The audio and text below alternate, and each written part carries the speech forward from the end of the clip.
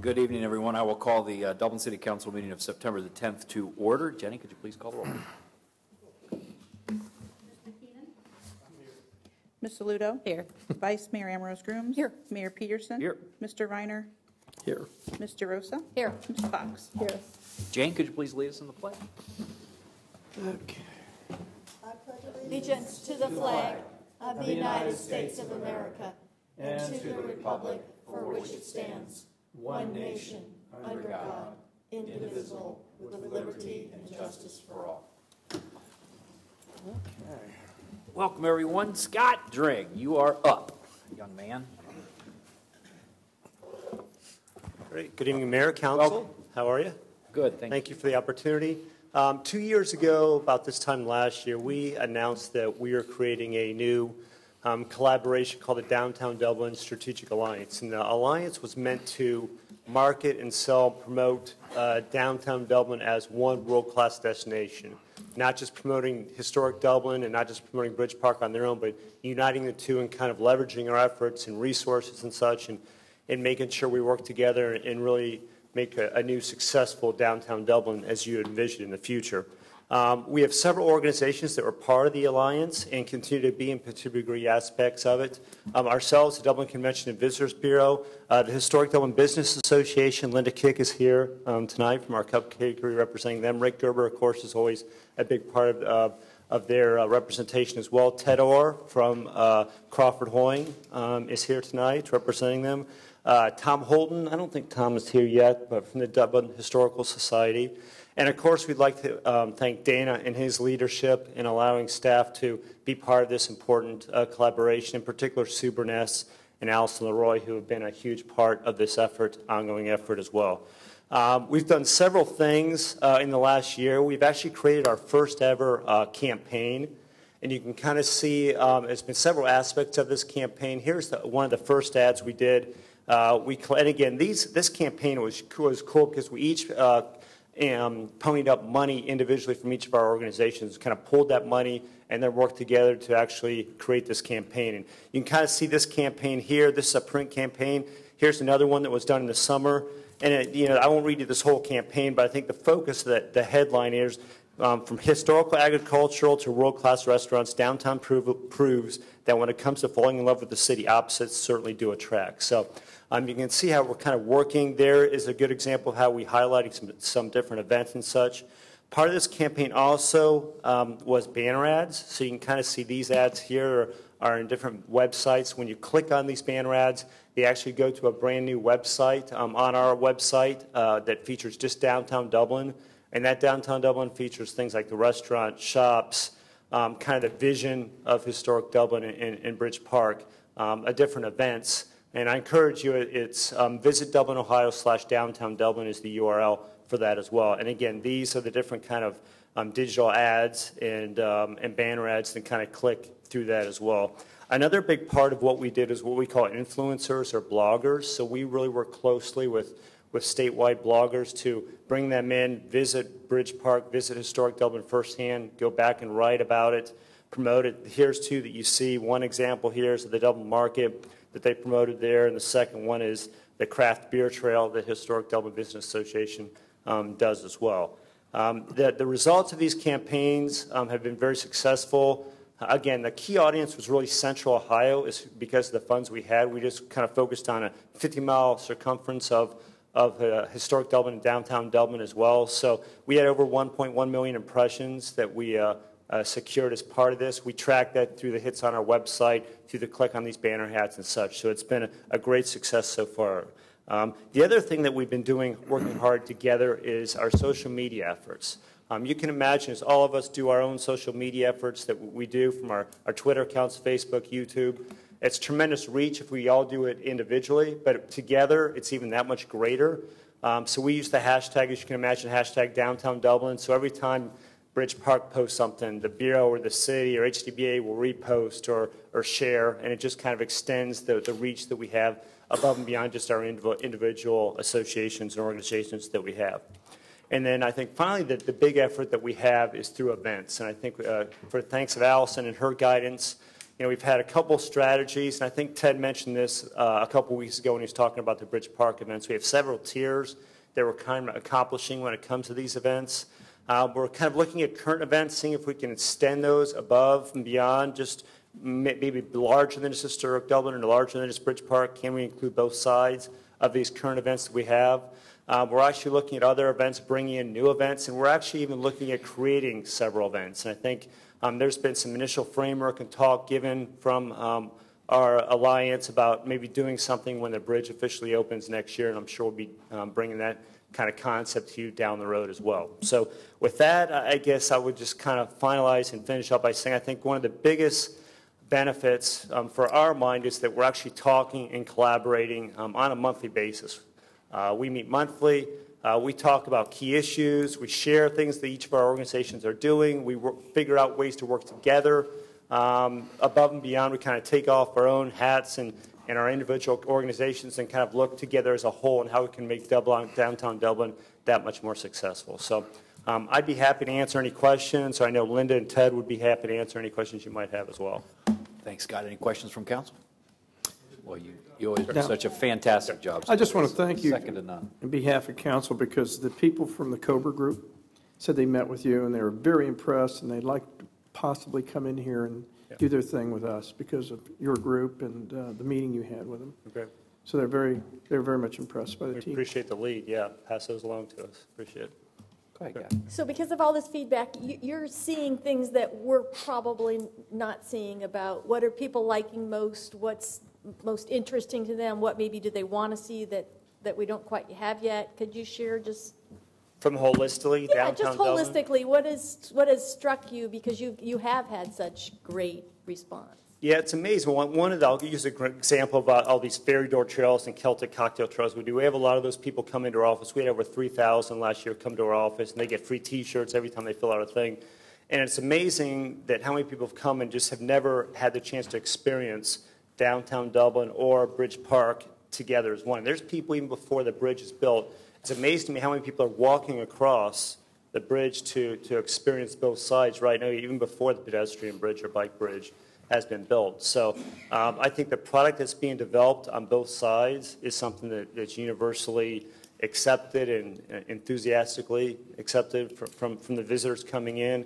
I think the uniqueness, and I think that's really been our selling point from the get-go, is the uniqueness we have from the vibrancy of historic Dublin and the history there that we have in that area, plus the kind of new area of Bridge Park. Combining those two and connecting those two like your vision has done, it's a unique and tremendous destination that is unmatched maybe in this region, maybe nationwide, that is going to give us a great opportunity to promote and bring in new visitors, potentially residents, businesses. I think we've just scratched the surface on what we see to come here in the future.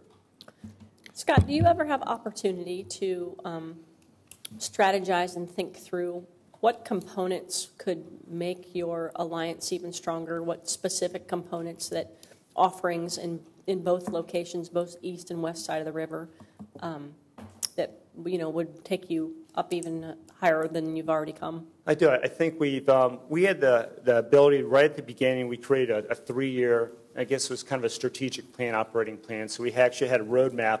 So we weren't sitting in these meetings trying to figure out what's going on, wasting our time. And the vision there, I think, event-wise, there's tremendous opportunity figuring out. And I think that's something we're wrestling with Allison and city staff and Ted and Linda, Historic Dublin, is how we can get people mobilized and moving throughout the whole area, especially once that bridge is created. So trying to figure out, we don't want to reinvent the wheel, but if there are events already established, the chili cook-off or the slider challenge or some of the events that Ted has going on over there, that we can just blow up and even expand it much greater. I think the park is going to be an incredible opportunity, and I know you guys are going to program that, and the city will program that in the future. That's going to be an opportunity for residents to get down there. So I think vision-wise, trying to figure out how kind of connect all those pieces, I think is a challenge, is something that visionary we're trying to figure out as well. I don't know if that answers your question. Does that include fixed elements, too, of what kind of shopping destinations would be of interest, what kind of, how you would disperse dining options, how you would disperse, multiple avenues so that people moved throughout the district rather than had a single destination. Right. I'm not sure. I guess as an alliance, we really haven't got into that. I mean, I think we feel our focus is to sell and market with the existing product we have and do the best to do that. On the Bureau side of things, I can bore you with all kinds of visionary stuff we have. But I think from the alliance standpoint, it's kind of dealing with the hand we're dealt and go from there. Scott, I wanted to ask you, I know that in reading through a lot of the stuff, you know, Irish is an attitude, people expect an Irish experience. Sometimes we don't always get some of the retail that maybe they're looking for, but we have the food and entertainment. Has there been any talk about entertainment on the streets? They say that a really lively community has spontaneous entertainment on the streets. Have you all talked about ways that when people come into town, whether it's the weekends or in the summertime, I know we have it at the restaurants, but just street entertainment, or what other things that we can create as an Irish experience that's expected that we don't have? Is there And I think the patios, we have such great patio product. I think that does, and I think we have in the past programmed those pockets. You know, the Frog Pocket Park next to our office, and on the corner of Bridge and High over there next to Mezzo. I think in the past we've programmed those parks with fiddlers and I could be wrong, Alice, but I think we've programmed those in the past events, like especially the HDBA events. I think there's been various opportunity there, but like I said, the new park across the river there is going to be incredible. I know Ted has some space over there that he's talked about programming stuff, and I think they have already a little bit in the market, Dublin market as well. So yeah, the more vibrancy, the more exciting stuff we can bring to the area to get people down there, not only get them down there, but getting them walking around, experiencing the entire product, not just going to one restaurant and going home and going one shop, but getting them mobilized and walking around and enjoying and hopefully spending a lot of money down there as well. So speaking of mobilization, other than just walking from one side to the other, do you think that having some type of additional mobility down there would be helpful in that regard? Other than walking? I think once the bridge is done, I mean, I don't think it's far. I mean, I go short north, and it doesn't bother me to walk 3 or 4 blocks at all. You know, I think the line bikes, I mean, I don't have the stats. I know the staff probably has that in terms of them being used, but they're all over downtown Dublin, and they seem to be used a lot down as a mobility tool. But it's not that far. I mean, I've walked over from my office to the other side for lunch, and I can get it done in an hour. It's really not that big deal. So I don't think it's a hindrance at all. It's everything is so compact. I think it's a great opportunity. Yeah, the scooters are coming next. And back to your point on shirts, I was deep in Old Bexley, and I was at a house, and I looked at them, and I said, so what's with the shirt? The shirt said the ferry doors. Yeah. And they go, we love Dublin. We go up there all the time. I'm thinking, they go from Bexley up here for entertainment, and they did. Well, it's amazing what people do for a free shirt. Yeah. Oh, is it? Yeah, for sure. Really? Yeah. True. Great. Thanks a lot, Scott. We really appreciate everything you do. Citizen comments. I don't have anybody that had signed in. We reserve this portion of the agenda for anybody to stand up and talk about whatever they want for 5 minutes. Nobody signed in. Does anybody have something they want to talk about for 5 minutes? All right, we will move along. The consent agenda. Does any member of council want to remove any of the 3 items that are on the consent agenda? Hearing none, I make a motion that we approve those 3 items. Is there a second? Second. Jenny? Mr. Reiner? Yes. Ms. Fox? Yes. Mayor Peterson? Yes. Vice Mayor Ambrose Grooms? Yes. Mr. Keenan? Yes. Ms. DeRosa? Yes. Ms. Aludo? Yes. Resolutions 40-18. Do I need to do anything, Dana? Do you want to comment? Staff requests that this item be removed from the agenda and be tabled, as we don't have a date that it might return. I make a motion we table Resolution 40-18. Is there a second? Second. Jenny? Vice Mayor Ambrose Grooms? Yes. Ms. Aludo? Yes. Mr. Reiner? Yes. Ms. DeRosa? Yes. Mayor Peterson? Yes. Mr. Keenan? Ms. Fox? Yes. 46-18, Jenny? Amending the City of Dublin Community Plan to add a special area plan, Dublin Corporate Area Plan for the Legacy Office Area, including the Metro, Blazer, and Emerald districts, covering approximately 987 acres, bordered by West Bridge Street to the north, Emerald Parkway to the west, Frantz Road to the east, and Tuttle Crossing Boulevard to the south. Deviani? Thank you, Mayor, members of council. Since our last meeting, we have updated the draft and tried to include all comments that we heard during last meeting. They're listed in the memo that was provided in the packet, as well as draft version in your packet. I don't have any more updates regarding this project. Staff recommends approval, and I'm happy to answer any questions. Any questions from council? I just have a couple. You incorporated so many of the suggestions. I really appreciate that. On page 62, under placemaking, context specific, I'm kind of confused as to what that means. It means we have several sub-districts within the main district with different character and scale of development. So depending on the scale, that's what it means, what's around it, compatible to area around it. Okay. And I appreciate you explaining that. I would just suggest, many of these are easily interpreted by planning and zoning, but context-specific might not be quite so easily interpreted. And I'm just looking at this from a planning and zoning standpoint, so that if we were going to utilize it as a way to decide whether or not it met the standards of placemaking, maybe we could define context-specific a little bit easier, in a better way. I know that Councilman Grooms mentioned some of the pictures, and I do see that there's been some change out of pictures, but I still, I think it's important that we make sure that a variety of architecture is definitely in here. I think there is in many cases, but it still seems as if I don't know how many pictures you changed out, but were there quite a few or just, okay. In terms of buildings, couple pictures on page 64 and 65, but I did add placemaking pictures on 62 as well as page before. Sorry. So for buildings 64 and 65. Top two. The top two? Yeah. Okay. I'll leave that up to Councilman Grooms. It was her suggestion, but I think that that's pretty much, I'm very pleased with the changes.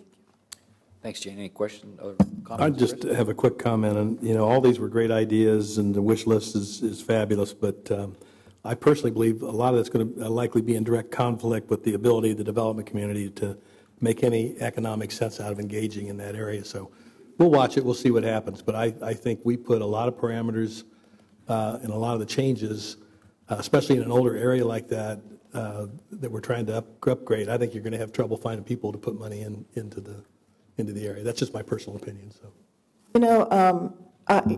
I was thinking about that myself because I know that it's going to be market-driven.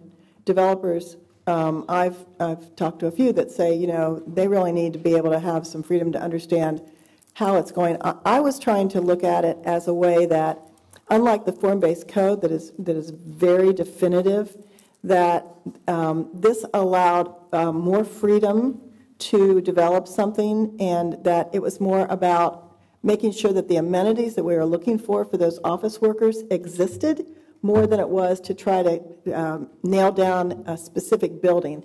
That's why I added the placemaking, because I think one of the things the office workers were looking for are these amenities that create a viable and a vibrant space. And if you don't say that that's what you're looking for, you might just get more buildings and not the vibrancy you're looking for. So I'm hoping that it's wide enough open that people have a lot more freedom in what they want to bring to the table. That's time will tell. Sure. I'd agree with Jane. I think that the way that it's set up, it'll be easier to develop. I don't know that it's as desirable of location, to Jane's point, that there's as much there that would attract the development community. But I think this goes a long way of really identifying the parameters really well without being constricting at the same time. And I'm okay with the pictures. It's kind of like flavors of ice cream. They're not the most beautiful buildings to me, but I'm sure they're the most beautiful buildings to somebody, and that's good enough for me. Any other questions or comments from council? Jenny? Mayor Peterson? Yes. Mr. Keenan? Yes. Mr. Rosa? Yes. Ms. Saludo? Yes. Mr. Reiner? Yes. Ms. Fox? Yes. Vice Mayor Ambrose Groom? Yes. Ordinance 47-18, would you want me to just make a motion to table this again. I make a motion that we table this indefinitely, Dana, or you want to pick a date? I don't want to pick a date right now, but Okay, table would be the safer route, I think, for right now. all right, I make a motion that we table the 5-year capital improvements program. I'll second it. Jenny? Ms. Aludo? Yes. Mr. Keenan? Mr. Rosa? Yes. Mr. Reiner? Yes. Vice Mayor Ambrose Groom? Yes. Mayor Peterson? Yes. Ms. Fox? I make a motion that we waive council rules of order to consider ordinances 52, 53, and 54-18 together. Is there a second? Second. Jenny? Ms. Fox? Yes. Mr. Rosa? Yes. Mr. Reiner? Yes. Mr. Keenan? Ms. Aludo? Yes. Vice Mayor Ambrose Groom? Yes. Mayor Peterson? Yes. Start reading. Ordinance 5218, determining to proceed with the acquisition, construction, and improvement of certain public improvements in the city of Dublin, Ohio, in cooperation with the Columbus Regional Energy Special Improvement District and declaring an emergency. Ordinance 5318, levying special assessments for the purpose of acquiring, constructing, and improving certain public improvements in the city of Dublin, Ohio, in cooperation with the Columbus Regional Energy Special Improvement District and declaring an emergency. Ordinance 5418, authorizing and approving an energy project cooperative agreement by and between the City of Dublin, Ohio, the Columbus Regional Energy Special Improvement District, OH15 Dublin LLC, and the Columbus Franklin County Finance, a special assessment agreement by and between the City of Dublin, Ohio, the County Treasurer of Franklin County, Ohio, the Columbus Regional Energy Special Improvement District, and OH15 Dublin LLC, and related agreements, all of which provide for the financing of special energy improvement projects and declaring an emergency. Thank you, Jenny. Donna? Good evening, members of council. You'll recall that the Property Assessed Clean Energy, or PACE programs, are a mechanism to allow qualifying energy improvements to be financed through assessments on a property owner's real estate tax bill. The city has no financial obligation for PACE project and serves only as a pass-through for the project financing. No changes have been made since this proposed project was given to you at the first reading, and staff recommends your approval of these ordinances. Any questions from council? I make a motion that we treat these 3 ordinances as an emergency. Is there a second? Second. On the emergency nature, Jenny? Mr. Keenan? Yes. Ms. Aludo? Yes. Ms. Fox? Yes. Mr. Rosa? Yes. Vice Mayor Ambrose Grooms? Yes. Mr. Reiner? Yes. Mayor Peterson? Yes. And on the ordinance itself? Mr. Reiner? Yes. Mr. Rosa? Yes. Vice Mayor Ambrose Grooms? Yes. Mr. Keenan? Yes. Ms. Fox? Yes. Mayor Peterson? Yes. Ms. Aludo? Yes. Chris, go ahead. Are we getting any closer to not having to pass these in emergency? I get that there's nothing that the city of Dublin does other than says you are in our town and you're going to improve your energy use in your building. But are we getting any, we're going to get closer to that? I think we've talked about this a couple times, but I think the answer is it's going to be on a case-by-case basis. I think a lot of time it depends on the speed of the company, how early in the year they're getting to us relative to seeking their financing and then getting to their project before winter. I think, if I recall, this was one where they were trying to get underway by the end of the year. And I appreciate council's consideration of this as an emergency in order that we can help facilitate that. Well, hopefully the word's getting out. It seems like it is. They seem to be getting more and more frequent to come to us, and maybe they can time themselves better so that we don't. Yeah, and we'll push that too in our education on this as well. Thank you. Okay, ordinance 55-18. Adopting and enacting a supplement to the Code of Ordinance for the City of Dublin, Ohio. Jen? You'll recall from first reading that this is a supplement that just updates the code with local legislation that you've approved through July 30th of this year, and then state legislation that's been approved through April 6th of this year. And we recommend approval. Any questions from council? Jenny? Mr. Rosa? Yes. Ms. Aludo? Yes. Vice Mayor Ambrose Grooms? Yes. Mr. Reiner? Yes. Mayor Peterson? Yes. Ms. Fox? Yes. Mr. Keenan? I make a motion that we waive council rules of order to consider ordinances 56-18, 57, and 58-18 together. Is there a second? Second. Jenny? Vice Mayor Ambrose Grooms? Yes. Mr. Reiner? Yes. Ms. Fox? Yes. Ms. Aludo? Yes. Mr. Keenan? Mayor Peterson? Yes. Mr. Rosa? Yes. And Jenny, if you could just read the names of each property owner. Ordinance 5618, Manager Feruzian, trustee of the Manager Feruzian Revocable Trust Agreement located at 5400 Wilcox Road. Ordinance 5718, Philip R. Nolet Jr. and Diana W. Nolet as trustee of the Philip R. Nolet Jr. and Diana W. Nolet Revocable Trust Agreement located at 6280 Rings Road and 6270 Rings Road. 5818, Molly Sinke and Kunke and Teve Sin located at 6236 Rings Road. Thank you, Jenny. Megan? Good evening, members of council. The Tuttle Crossing Boulevard Extension and Avery Road Widening Project requires the acquisition of property interests from several properties, and we've reached agreement on terms with these 3 property owners of 4 of the parcels. These ordinances authorize the city manager to execute all necessary conveyance documents associated with these acquisitions. There's no changes from the first reading, and staff recommends approval of these ordinances. I'd be happy to answer any questions. Questions from council? Hearing none. Jenny? Mayor Peterson? Yes. Mr. Keenan? Yes. Mr. Rosa? Yes. Ms. Fox? Yes. Vice Mayor Ambrose Grooms? Yes. Mr. Reiner? Yes. Ms. Soludo? Yes. Ordinance 59-18. Amending the appropriations for the fiscal year ending December 31st, 2018. I'll introduce it. Matt? Good evening, members of council. Ordinance 59-18 amends the 2018 annual appropriations. Details regarding each appropriation change have been provided in the ordinance memo, and I stand ready to answer any questions. Questions from council? Hearing none, we'll see you back on September the 24th. Thank you. I make a motion to waive council rules of order to consider ordinances 60, 61, 62, 63, and 64-18 together. Is there a second? Second. Jenny? Mr. Keenan? Yes. Ms. Fox? Yes. Ms. Soludo? Yes. Mr. Rosa? Yes. Vice Mayor Ambrose Grooms? Yes. Mr. Reiner? Yes. Mayor Peterson? Yes. And Jenny, if you could read the names, please. Ordinance 6018, John E. and Sally S. Leopard, 4780 Bright Road. Ordinance 6118, Thomas A. McDowell and Diane Hornung, Riverside Drive and Bright Road. Ordinance 6218, John W. McKittrick, located on Bright Road. Ordinance 6318, Charles R. Johnson, Jr., trustee, located 4163 Bright Road. Ordinance 6418, BRC Properties, Inc., and Catholic Diocese of Columbus, located on Bright Road. I'll introduce it. Thanks, Christina. Megan? Good evening. The sanitary sewer and water line extensions for areas 4A, 4B, 4C, and the Bright Road cul-de-sac project requires acquisition of property interests from several properties. These easements are also needed for construction of the shared use path planned for along the south side of Bright Road between the proposed elementary school and Macbeth.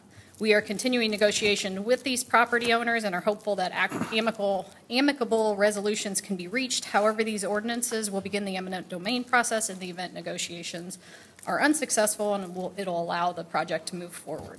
Staff recommends approval of these ordinances. I'd be happy to answer any questions. Any questions from council? Megan, at the East Dublin Civic Association meeting the other night, there was comments about the shared use path that was going to be installed along Bright Road. There seemed to be a little bit of discrepancy about exactly where the shared use path was going to be constructed, specifically relative to these parcels. Can you tell me a little bit more about? So the plan would show the shared use path running along the south side of Bright Road from the drive that will be constructed as part of the elementary school project, headed eastward, which would be west Macbeth. of Bright Road. Macbeth would be what? That drive is west of Macbeth, correct? Yes. East of Grandy Cliffs, west Yes. of Macbeth. Yes. Yeah, so this shared use path specifically would provide a connection between the proposed elementary school and Macbeth. Okay, so for these acquisitions that are closer towards the cul-de-sac end, there won't be any shared use path construction That's correct. at this time. That's So correct. some more development would occur that would spur that on. Yes, we consulted the community organization in that area in an attempt to prioritize the connections that are needed in that area, and this was the highest priority location that we were able to identify. Any other questions from council? Do you anticipate that you'll be connecting this in the future to the new park? The shared use path will continue to the new park? The new park to Riverside Crossing Park? Towards to Riverside Ferris. Drive over to Ferris, right? Paris. Ferris The Right, Holder- the Ferris Holder, Right Park. right, or, Oh, there's currently no plans to do No so. plan, but I mean, But I can anticipate having that conversation in the long run. It is connected at the end of Grandy Cliffs along the old Genmar. There is access to there. And I believe this does include, or the school's plan includes, a path from the school to the Grandy Cliffs street. So Yeah, along there. technically, there will be connectivity from the school to the park. Through the And actually, Emerald 8 is a connection. Yes, that's true Okay. as well. But there'll be an interior connection. I think you might have to cross Grandy Cliffs is a piece of that. I just wondered how the school was connected to the park and in what way. Thank Yeah, you. the school is definitely connected along Emerald 8. I thought the Okay. question had to do with Bright Road. Okay. Any other questions from council? Okay, we'll see you back on September 24th on that. Introduction, public hearing, resolutions. Resolution 57-18, Jenny? Supporting attributable funding applications to Morpsey for the Tuttle Crossing Boulevard Extension and Avery Road widening, US 33, State Route 161, France Road Post Road intersection improvements, and the Riverside Drive Shared Use Path Phase 2 project and application to the Ohio Public Works Commission for the Tuttle Crossing Boulevard Extension and Avery Road widening projects. I'll introduce it. Megan? Good evening. Staff is pursuing grant opportunities to help fund transportation projects that currently have funding gaps. We analyzed the grant opportunities, eligibility criteria, as well as the scoring criteria, and then took a look at the city's projects to determine which projects would be the most competitive to secure those funds. The memo describes the Morpsey attributable funds as well as the OPWC fund programs and outlined a rationale for selecting each of the projects for which we are applying. We identified 3 candidate projects for Morpsey attributable funds, including the Tuttle Crossing Boulevard Extension and Avery Road widening project, the US 33 State Route 161 France Road Post Road intersection improvements, and the Riverside Drive shared use path projects. The Tuttle Crossing Boulevard Extension and Avery Road widening project is also considered a good candidate project for the OPWC funds, and that was after having discussions with Morpsey staff. They suggested that we apply for those funds. This resolution is required as part of the application process for both of those programs, and staff recommends approval of the resolution. I'd be happy to answer any questions you may have. Chris? Megan, I just wanted to thank you for, they were talking about the deadlines for these applications at our executive committee last week, and this is a great way to pursue these. So thanks for taking the time to do it, because I think it's really rewarding. No problem. Thanks, Chris. Any other questions from council? Yeah, just for context setting, what is the level of grants that Morpsey will provide for these types of projects across central Ohio? Do you know that? There is number? a wide range that they've awarded in the past, so we've seen quite a few between the 7 and 15 range, but they have gone higher than that, and there's many that are far lower than that. So there's a wide range, and it really depends on the requests each year that they receive, and they go through a vetting and scoring process. So Dublin has received, I'm not trying to put you on the spot, I'm just generally how much over the last 5 years? Do you know? Well, we currently have a $7 million award for Tuttle Crossing, and this round we're requesting to increase the award for that project to help close the funding gap because we had some cost increase on that project. They were partners on the 270-33 interchange as well. That was a significant contribution as well, I think. Yeah, the Public Works Commission also funded some of the Glick Road project as well. Yeah, and that was OPWC funds, which is one of these programs, yes. Yeah, we had some conversation earlier about the Union County, Highland, Croy, all of those. Any opportunity to think about that grant funding? And we did take a look at that. Some of it has to do with timing. If you look at the timing for the Morpsey attributable funds program, they're looking to have the funds available by 2024 to 2025 for new projects. So we weren't quite sure that the timing would work out the best for that. And then also something that I noted in this memo is that Union County is submitting for Morpsey attributable funds for the Post Road interchange project. So they're the applicant on that project. And then they've also submitted for the track funding through ODOT. So those are 2 other pots of money that we believe that interchange really is much more competitive and provides a more regional improvement that would score or fare better with those programs. So we would pursue a joint application with Union County on Highland Croy, and we got to get in cycle to do that. And so that would be, we would not have been ready to get there, probably no matter what with this cycle, but the next application timeframe, I think. We could have a conversation about that. Attributable funds come up every 2 years, so the next round will be in 2 years from now. And then OPWC is every year. Thank you. Any other questions from council? Jenny? Mr. Reiner? Yes. Vice Mayor Ambrose Grooms? Yes. Mayor Peterson? Yes. Ms. Fox? Yes. Ms. Aludo? Yes. Ms. DeRosa? Yes. Mr. Keenan? Resolution 58-18. Accepting the amounts and rates as determined by the Budget Commission and authorizing the necessary tax levies and certifying them to the county auditor. I'll introduce it. Angel? Good evening, members of council. As you are aware, we receive property tax revenues from all properties within the city of Dublin. We are required to allocate where those property tax revenues go. As part of the CIP proposed for 2019 through 2023, we have recommended that the allocations stay consistent with what has been allocated in years past, going back to the 2010 to 2014 CIP, with 0.35 mils going to the Parkland Acquisition Fund and 1.4 mils going to the Capital Improvements Tax Fund. Certainly, council has the ability to change this, but as part of the CIP, we did recommend maintaining this. In addition to the inside millage, the City of Dublin does have a voter-approved levy for safety operations, and it's permanent in nature, going back to 1981. That generates approximately, it costs, a property owner about $6.42 per $100,000 in property value on residential properties within the city, and $10.58 per $100,000 in property value on commercial or industrial properties.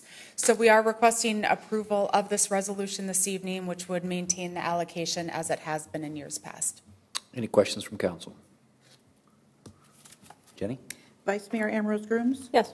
Ms. Fox? Yes. Mr. Keenan? Yes. Mr. Reiner? Yes. Ms. Aludo? Yes. Mayor Peterson? Yes. Ms. DeRosa? Yes.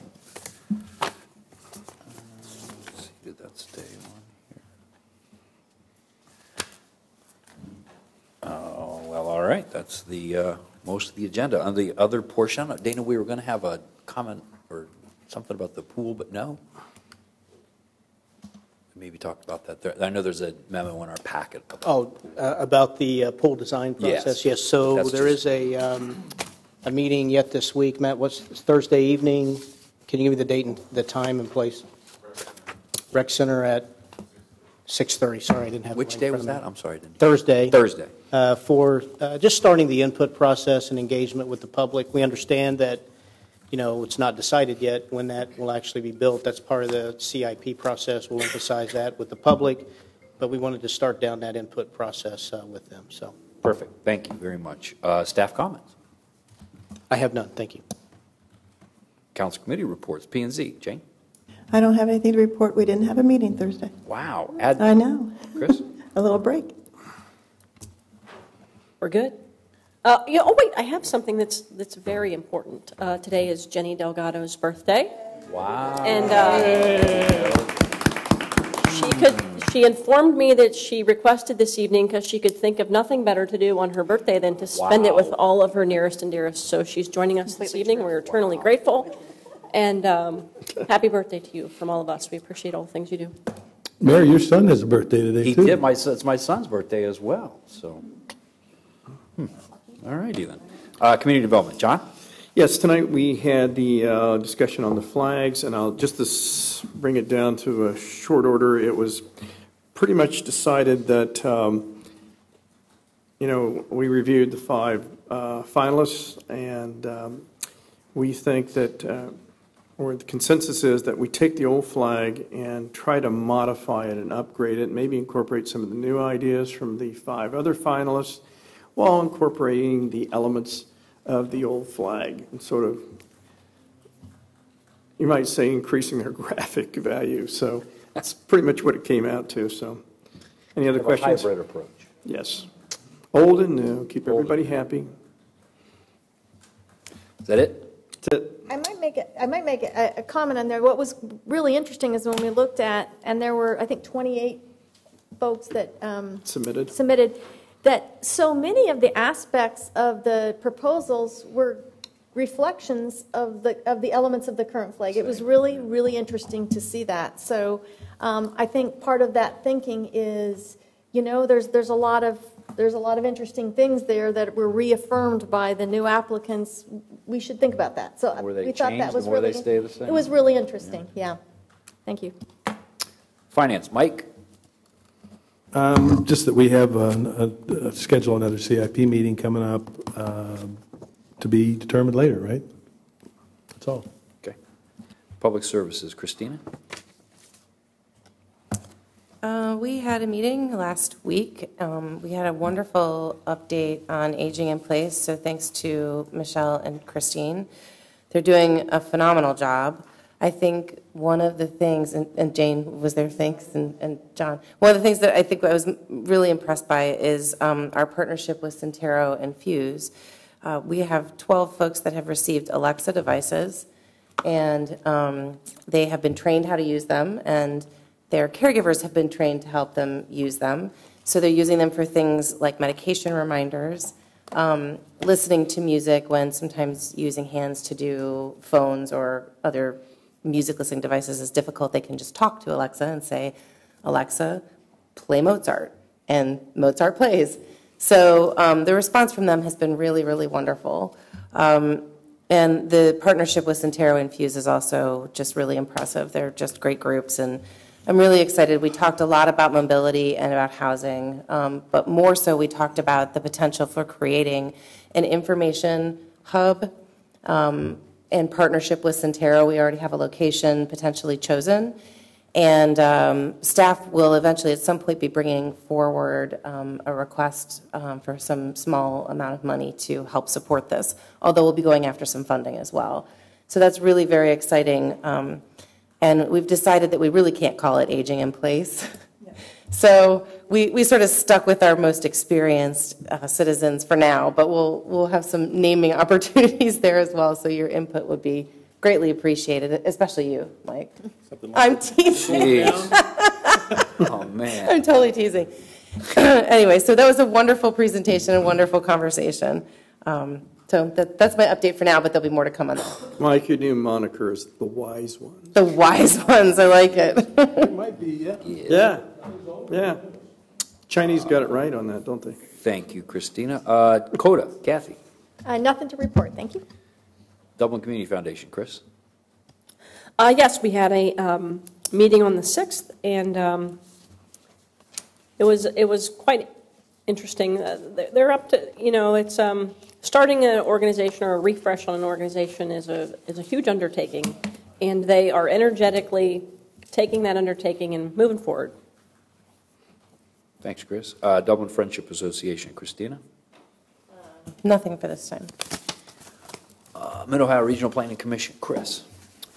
As I said, we had an executive board meeting on the 6th, and fortunately, Megan is caught up on all of those things and the requests for the grant funding cycles and so on and so forth. So we have a board meeting at large this coming Wednesday. So look forward to bringing some more information back following that.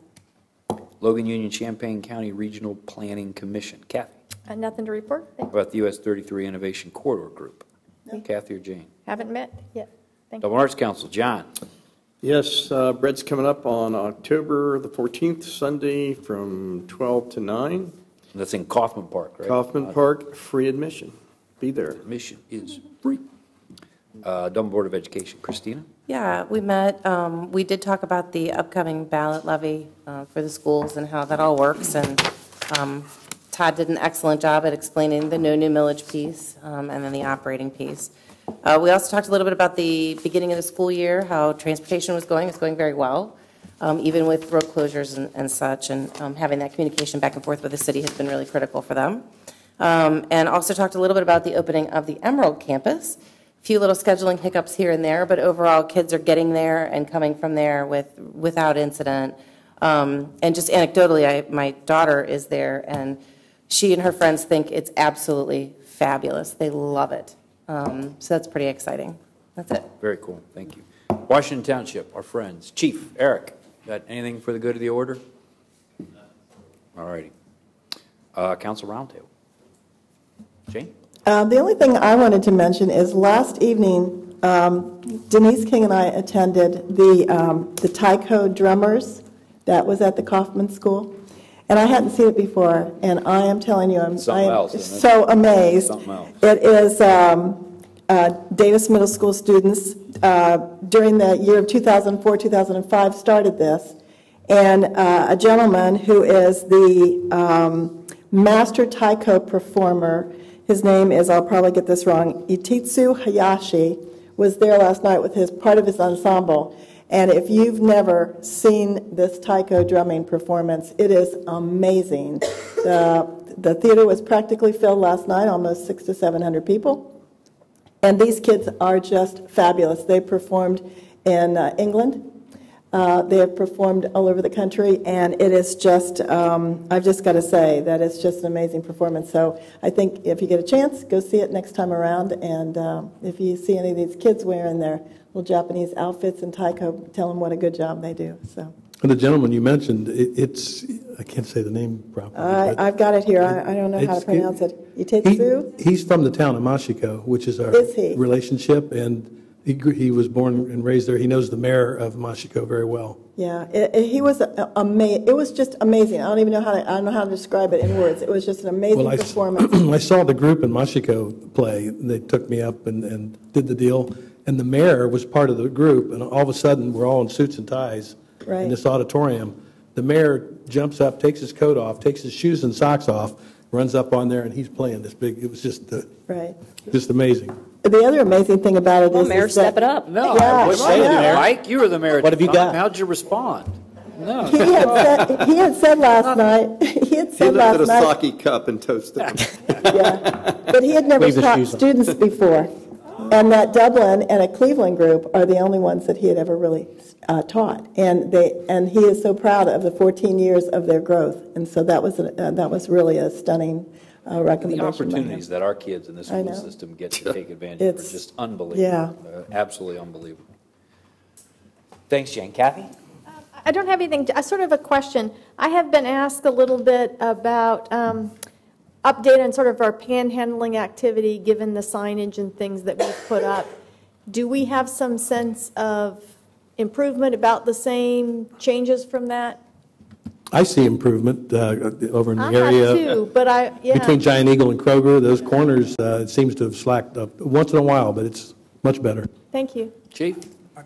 I certainly don't have any scientific study to tell you it's gotten better, but anecdotally, I have seen a drop in the number of panhandlers out there. My guys on second shift say some of the regulars are still out there. As a matter of fact, today at Avery and Perimeter, I saw the young lady with the dog out there again, but it seems to me it's not quite as prevalent as it was. Thanks, Chief. Thank you. Anything else, Kathy? No, thanks. John? Went and got two apps, one for a bird and one for a Lime bike, to test out this concept in Dublin. And I know our legal department is probably working on this very quietly, because we haven't said anything about the scooters yet. So here's what I learned, and I just wanted to share this with you. I think, and I picked them up in the short north. They were laying on the street, and you program them and jump on them and take off. And I decided to test both these manufacturers. And I think the problems the big cities are having with this is that their density, okay? We're not that dense of a city, so this could be a great vehicle for transportation if you just want to get out of your office and run over and grab something to eat. They said a 2.9-mile trip, if you took this instead of riding in your car, it's $28 a year. If you take a scooter, I think it's $8 and something. And if you take a bicycle, it's $4. So it's pretty interesting. So I don't think we have the density, so we're going to have the problems. The things I'd like to point out, though, I think are important is I think we ought to mandate wearing a helmet, no doubling up on the bikes, leave the bikes standing up with the kickstands. They all come with kickstands. They come with lights, come with brake lights. They're ridiculously simple to operate, or I wouldn't have been driving it. No one under 18 might or must have a driver's license, should be riding on these things, and probably no riding on the sidewalks. And I think that pretty Similar much... to what Columbus has done. Yeah, no, it's all this debate back and forth. I keep reading in the paper. And I think if you went to those 5 tasks, you could bring those in here, those 5 requirements, and really have a pretty interesting way to move around the city, over the bridge and on both sides of the bridge, and get from work to restaurant without a big hassle. And it's a $1 startup fee to get on the thing, and it's absolutely inexpensive to drive the thing around. Hey, John, can I make a request? Could we refer a study of this to CSAC? I think this would be a great opportunity for CSAC to kind of take a hold of that and get the pulse of the community and take a look at what some ups and downs are and what some best practices are across the country, what Columbus is doing, what others are doing. Is that a motion? I would like to make that motion. I want to make sure there's some support here for that. What do you think? Is there a second? Yeah, just so I'll it doesn't, second. I just hope it doesn't slow down the program, because, CSAC gets into something We'll sometimes. pass it right now. It's 6 months later till we get these. So Chris moved. Is there a There is a second. You moved, I second. Oh, I moved. She You seconded. Let's Jen. vote. Yes. Ms. Fox? Just going to say, what about public services? So we'll talk about that, but I think this is actually a better suited for CSAC. All right. Yeah. Ms. DeRosa? Yes. Mayor Peterson? Yes. Vice Mayor Ambrose Groom? Yes. Mr. Reiner? Yes. Ms. Aludo? Yes. Jennifer, can you mandate a helmet? I thought that was law already. So, right, and I think that Columbus's are under 16, you have to wear, or under 18. But you can't There's a mandate helmet. because of the motorcycle Right. thing. Yeah. Right. Anything else, John? No, it's a lot of fun. I suggest you all go down and try them out. Expedite this whole thing. Michael? Trying to get rid of us all, aren't you? Well. Mike? Just a couple things. I know I talked to staff about the Brandon Coventry Woods crossing there to the school neighborhood. Somebody on staff was looking at that or was going to review it. So if they could get back maybe at the next meeting and let me know where that's at. Does anybody remember that? I do, yes. Okay, terrific. And then I had a couple quick questions for Angel. I saw the self-insurance employee benefits fund at $2,942,000. Is that that's the fund to pay claims that aren't paid by the prior to the stop loss kicking in? Correct. And has that been growing? It actually has been declining over the past couple of years, but we bumped up the level of funding this year as part of the 19 budget to make sure that we had. What number do you need to be? We don't have a policy on that, and that's something that we should be looking at here. I'd like to say by year end for Your next year. TPA should be able to help you with that. Yeah. And We is it should come Mercer or who's the player on that? It's one of the. Nevertheless, you know what I mean. I know what you mean. I'm sorry, Yeah. off the top of my head, but See what they think range-wise based on our size and exposures. And then I saw the one that really stuck out was the self-insurance fund for workers' comp. yes. I know we've had great experience there, we've saved a lot of money, but $213,000. Yeah, part of that is just a function of, we haven't had to transfer anything from the general fund for actually probably 2 or 3 years. Not So good. there's money set aside in the general fund every year to transfer that, and we just haven't had the need to. So that could easily go up by $100,000 tomorrow if I made that transfer. Not that we need to, but Right. the other thing is they've reduced municipal rates significantly from the Bureau over 2 or 3 times over the last year, 2 years. It would be interesting just to see what a rate would be to revisit the self-insured versus the fully insured through the Bureau, because they really did do some very significant changes. I don't think it's going to bear any fruit, but it's worth looking at, and our TPA or whoever's handling that can probably accommodate that for us as well. And then finally, I saw the cemetery fund. We continue to get discussion about people, there's no spaces left. I don't know, I really don't know how to answer people if there's anything on the planning stages to expand.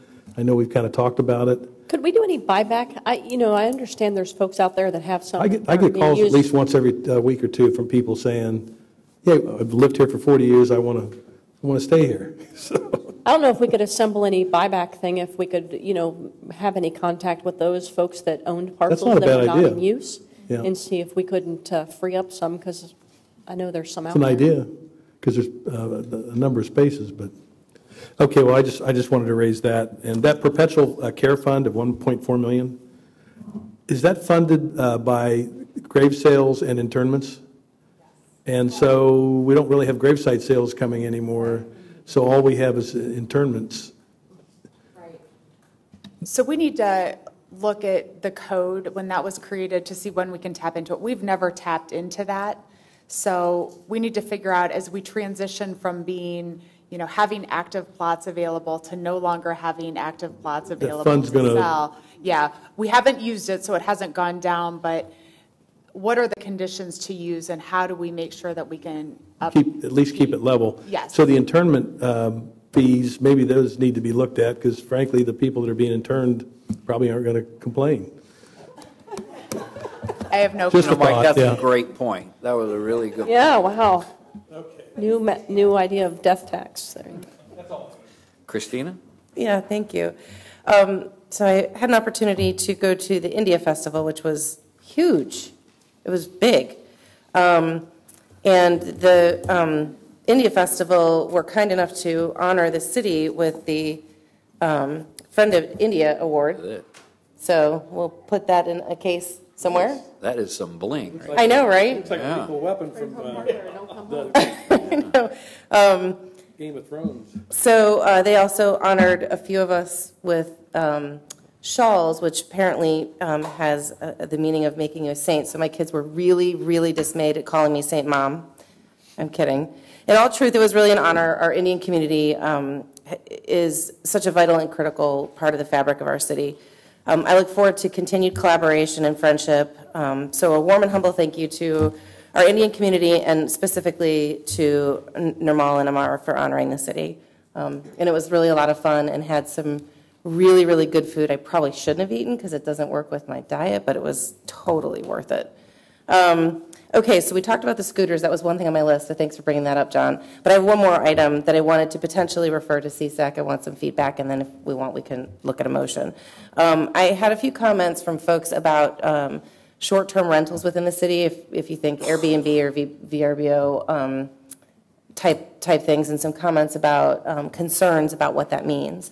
I thought perhaps this could be something that CSAC might look into to determine how much of that do we really have in our city? Is that something that's growing? Are we capturing the appropriate taxes?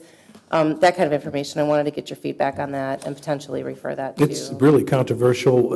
It is. I read the Savannah paper pretty regular, and that downtown they've got a real problem. The neighbors that live there, and even in the outlying outside the historic district, really have a fit over that, and it's become very prevalent because people can make significant money off of it. So while we don't have a problem now, we probably, it's a potential one that could happen, so it's worth looking into. Well, we have had the problem. You have. There was a home on the street that I live that it was Verbo at the time. This was several years ago, but it was very controversial, disruptive in our neighborhood because there were people coming in from a soccer tournament and 5 or 6 families going in. Well, it seems to me they passed ordinances and carved out areas that they could not.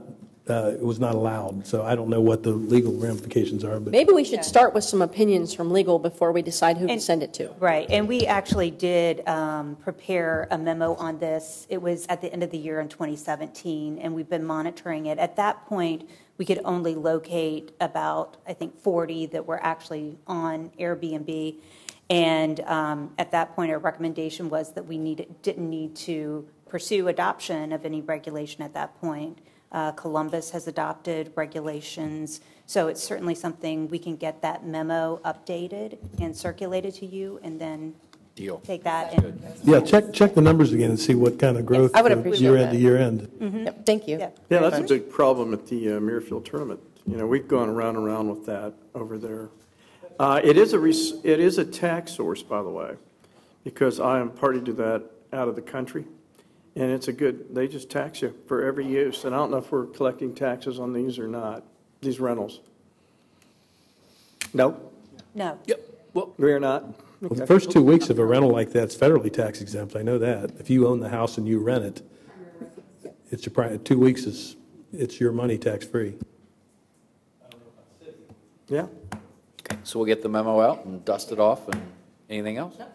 Chris? I have a couple things from the information-only items. One is the Community Pool North, and I know you touched on that real briefly. When we gather this public input, are we going to include the thought of perhaps making that a winter facility too, or the opportunity to make it a winter facility when we gather public input? Is that going to be? Yes, that's okay. part of that. Wonderful, thank you. With regards to the 2018 water main condition assets, I was a little bit confused by the memo. It talks about in 2012 that we engaged an organization called Ecologics to perform water main assessments beneath the Soda River and near Summit View. Is this memo simply stating that the 2012 memo or the 2012 research that we received, we're now implementing some changes in that area? Or is this a new study? And I read it a couple times and it was a little unclear to me. Yeah, I'm sorry. That paragraph was simply included to let council know that we've worked with this company in the past and we had good experience. We had a good experience with them. Okay, so the work isn't related to the work that we're doing this time. It was literally just to share that we were familiar with the company and their work was good. Okay, and the extent of their research area is these two sites, Summit View and kind of up and down Dublin Road. Looks like maybe Bel Air sort of area. And then assessment one site appears to be on Post Road near 33. Mm-hmm. Yes. Okay. Yeah, the location shown on the map. I know that we had talked about trying to do some assessments in the Muirfield area where we'd had possible infiltration of stormwater into sanitary water. Over near Dumfries? Is that what you're talking about? Yes, the east and west portions there. Is that something that is intended to be studied by these folks, or is that the same kind of? This is specific to water mains. The other discussion that we were having is specific to sanitary sewer lines. So it's two separate matters, and the Ecologics work will be specific to the water mains. Okay. That's all I had for that, but stay right there because my next question is relative to our salt acquisition. And the memo states that we currently have 4,000 tons of road salt, and then it looked like the road salt costs went up nearly 75% through our consortium from 5279 to 8664. From our consortium 4637 to 7741 and 5279 to 8664. What do you attribute that? I mean, that's a jump. It is a jump. We don't have any. Nobody used salt last year and they have to get their money back. Yeah, yeah. There's a lot of theories out there. Supply and demand out the window, huh? Yeah. Okay, and when then, you mentioned we currently have the 4,000, that's our capacity, so our barns are full going into. And how much did we use last year? Oh, I don't have that off the top of my head, but I can send you. We did have some surplus from last year, so at the old rate. Yes, we did. Didn't we years ago sell our salt to someone else because we had bought it right? And we have in the past.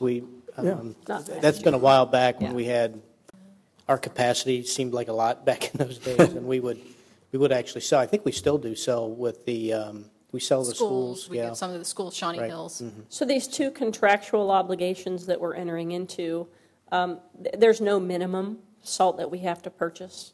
The ODOT winter use contract has a minimum, so it's plus or minus 10%.